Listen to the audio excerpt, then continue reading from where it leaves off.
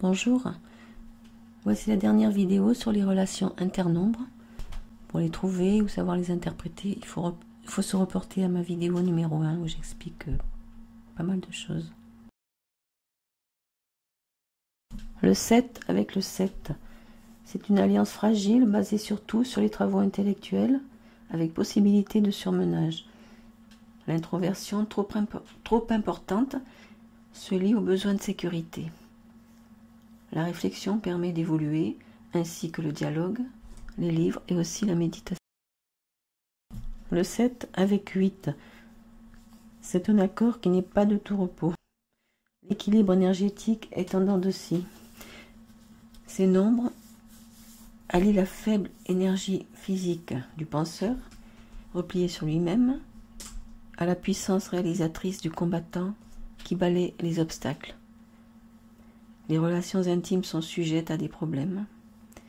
Il y a des angoisses, de la culpabilisation. 7 avec 9, le travail intellectuel peut trouver des débouchés en lien avec le public ou pour des projets intellectuels, sociaux et humanitaires avec fatigue.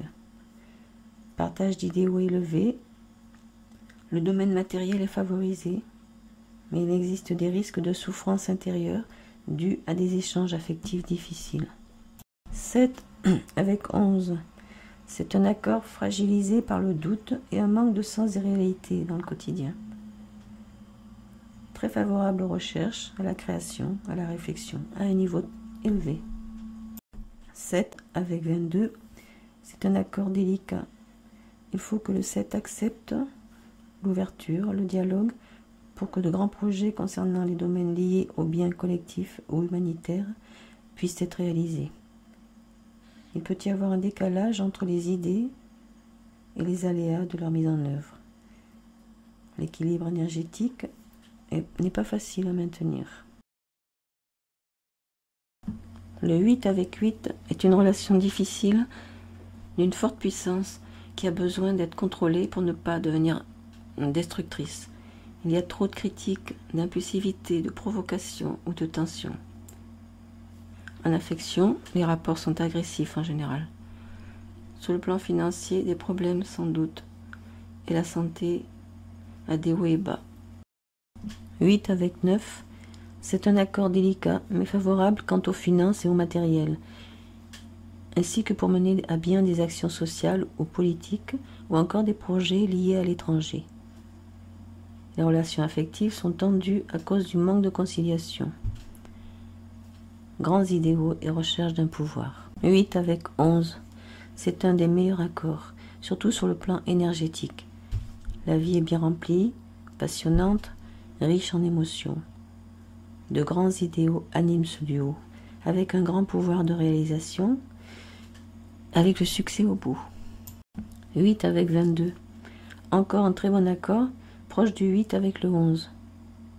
Les ambitions donnent des résultats concrets et ne nuisent pas à la recherche de hautes aspirations.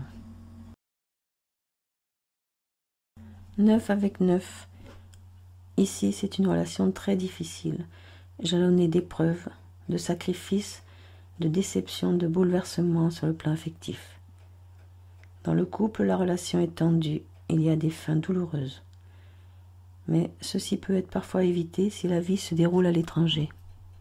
9 avec 11. C'est le plus grand accord pour du succès auprès d'un public, avec une large reconnaissance, la notoriété et parfois la renommée, surtout dans le domaine artistique. Grande puissance créatrice, révélation, vibration très positive. 9 avec 22, cet accord est puissant. Il est proche du 9 avec le 11. Il est très bénéfique quant à la possibilité de réaliser de grandes œuvres humanitaires, universelles et internationales. La vie de couple est mouvementée avec une vulnérabilité émotionnelle et affective. 11 avec 11. L'accord est incertain car il y a d'un côté de grands objectifs, beaucoup d'énergie, et de l'autre des élans non contrôlés, de la tension nerveuse. Possible capacité médiumnique, mais parfois ce duo dérive sur des illusions, sur le fanatisme ou le délire mystique et aussi la manipulation psychologique. 11 avec 22, c'est un assez bon accord. L'intuition est au service de constructions ambitieuses, aux performances impressionnantes. Il est question d'assumer un rôle social ou politique. Cet assemblage demande toutefois à être maîtrisé dans sa conduite. 22 avec 22, assemblage rare. Tout est possible, dans le sens positif aussi bien que négatif, les hauts sommets et les chutes importantes. Tout le reste du thème est à considérer. Cela va des suprapouvoirs ou superpouvoirs à l'irresponsabilité, ou la dépression et parfois la folie.